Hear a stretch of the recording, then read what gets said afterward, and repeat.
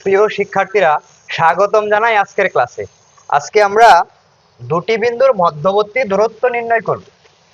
এই দুটি বিন্দুর মধ্যবর্তী দূরত্ব নির্ণয়ের যে সূত্রটুকু আছে, যে root over x2 - x1 whole square plus y2 - y1 whole square, এই সূত্রটুকুর আমরা কি করব, আজকে প্রমাণ করব। কিভাবে? এইখানে একটা কোয়াড্র্যান্ট বা চতুর্ভাগ অঙ্কন করা আছে। এটা একটা কি কোয়াড্র্যান্ট বা চতুর্ভাগ। এইখানে প্রথম চতুর্ভাগ, দ্বিতীয় চতুর্ভাগ, তৃতীয় চতুর্ভাগ, চতুর্থ চতুর্ভাগ। এটা একটা কি চারটা ভাগে বিভক্ত। এখন এই এক্স ডান দিকে হচ্ছে এক্স অক্ষ, বাম দিকে হচ্ছে এক্স প্রাইম অক্ষ, উপরের দিকে ওয়াই অক্ষ, নিচের দিকে ওয়াই প্রাইম অক্ষ। এইটুকু হচ্ছে কি মূল বিন্দু, এইটুকু মূল বিন্দু, এইটুকু মূল বিন্দু। আমরা এক্স অক্ষের দিকে এইখানে আমাদের একটা বিন্দু, এক্স অক্ষের দিকে এই দূরত্বটুকু হচ্ছে x1 দূরত্ব, x1 দূরত্ব, এটুকু x1 দূরত্ব, একটা x1 দূরত্ব। আর এইখানে এই দূরত্বটুকু হচ্ছে y1 দূরত্ব, y1 দূরত্ব। এই যে এইটুকু হচ্ছে y1 দূরত্ব। তাহলে এখন আমার এইখানে আমি একটা বিন্দু পাবো। এই বিন্দুটা হচ্ছে আমাদের এ বিন্দু। এই এ বিন্দুর স্থানাঙ্ক হবে, যেহেতু এক্স অক্ষের দিকে দূরত্ব হচ্ছে x1, তাহলে এটা হবে x1। ওয়াই অক্ষের দিকে যেহেতু y1, তাহলে কমা y1।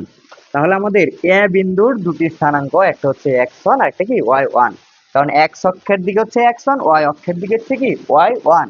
তাহলে বিন্দুটির স্থানাঙ্ক হচ্ছে x1 y1। অনুরূপভাবে আমাদের এক্স অক্ষের দিকে আমরা আরেকটু সামনে দূরত্ব, আরেকটু সামনের দূরত্ব এইটুকু, তাহলে কি এইটুকু x1। আমি এইখান থেকে টোটাল দূরত্ব আমার এইখান থেকে এই বিন্দু পর্যন্ত দূরত্ব আমরা নিলাম x2।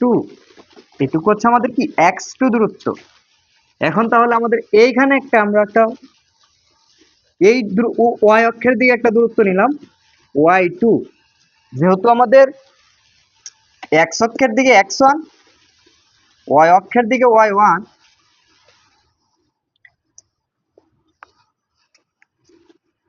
এক্স অক্ষের দিকে x2, ওয়াই অক্ষের দিকে y2, ফলে একটা বিন্দু হবে। এই বিন্দুটি হচ্ছে বি বিন্দু। আর বি বিন্দুর স্থানাঙ্ক হবে এক্স এর দিকে x2, কমা ওয়াই এর দিকে y2। সুতরাং বি বিন্দুর স্থানাঙ্কটি হচ্ছে x2, y2। তাহলে এটা হচ্ছে বি বিন্দু, এটা হচ্ছে এ বিন্দু। এখন আমরা এই এ থেকে বি, এই যে এ থেকে বি, এটুকু আমরা যুক্ত করি, এ থেকে বি যুক্ত করি, এ থেকে বি যুক্ত করলাম। এই এ থেকে বি যুক্ত করার পর, এ থেকে বি যুক্ত করার পর আমরা কি করব, দেখব যে এই এ থেকে যে বি অংশটুকু আছে, এই এ থেকে বি অংশটুকু কি মধ্যবর্তী দূরত্ব যদি আমরা নির্ণয় করতে পারি, তাহলে আমাদের কি এই সূত্রের প্রমাণ হয়ে যাবে। এখন এক্স অক্ষের দিকে আমরা একটা সরল রেখা অঙ্কন করব। এক্স অক্ষের দিকে আমরা একটা সরল রেখা অঙ্কন করব। একটা সরল রেখা আমি অঙ্কন করলাম।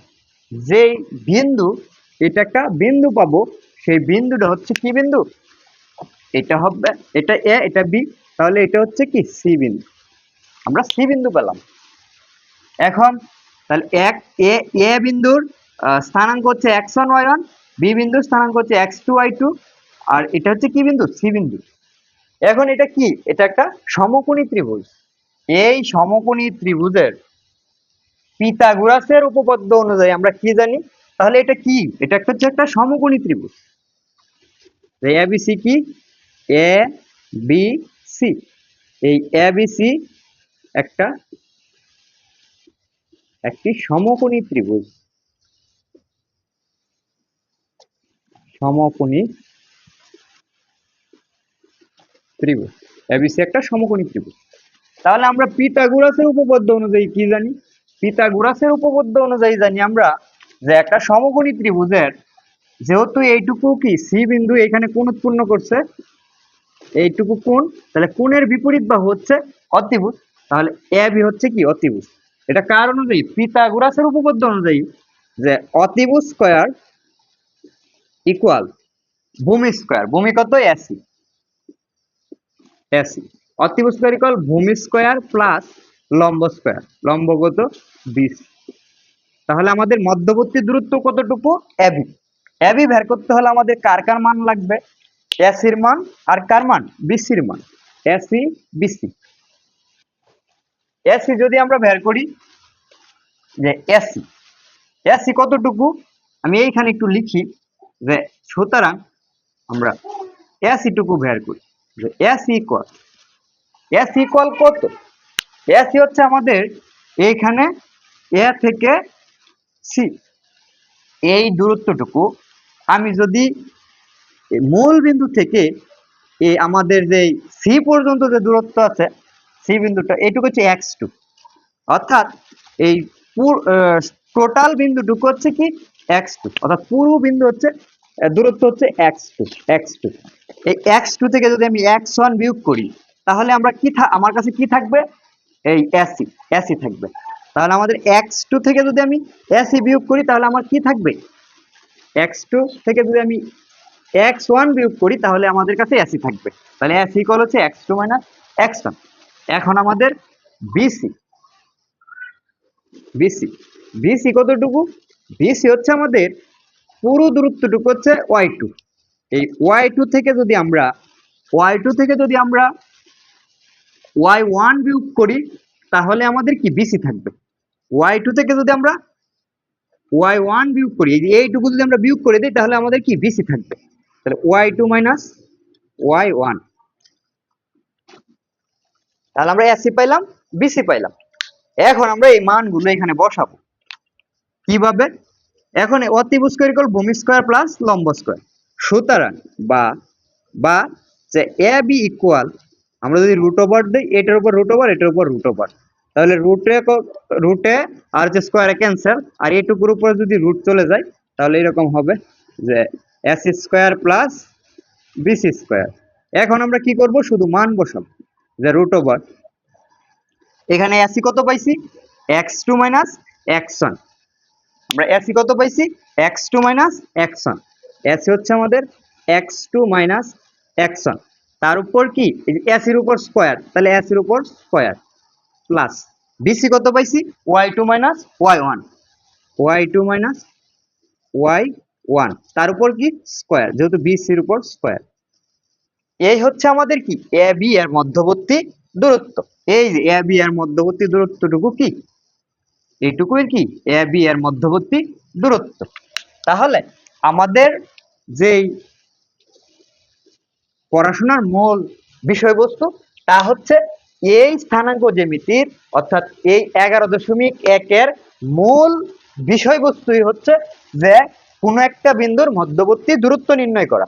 তাহলে এই এ বি ইকুয়াল যে আমাদের মধ্যবর্তী দূরত্বটা আসছে, এইটুকুই আমাদের কি মূল জিনিস। এটা আমরা কি করলাম? আজকে প্রমাণ করলাম। এখন আমি বোঝার সুবিধার্থে, যে আমরা তো এই সূত্রটুকু প্রমাণ করছি, কিন্তু যদি কেউ ইচ্ছা করে যে এই সূত্রটিকে A B equal root over x1 minus x2 by whole square plus y1 minus y2 by y1 minus y2 whole square, এইটুকু যদি কেউ দেয় তাহলে কি হবে? এই সূত্র কি হয়ে যাবে। আশা করি তোমরা সবাই বুঝতে পারছো। আজকের মতো ক্লাস এখানেই শেষ করছি। আল্লাহ হাফেজ।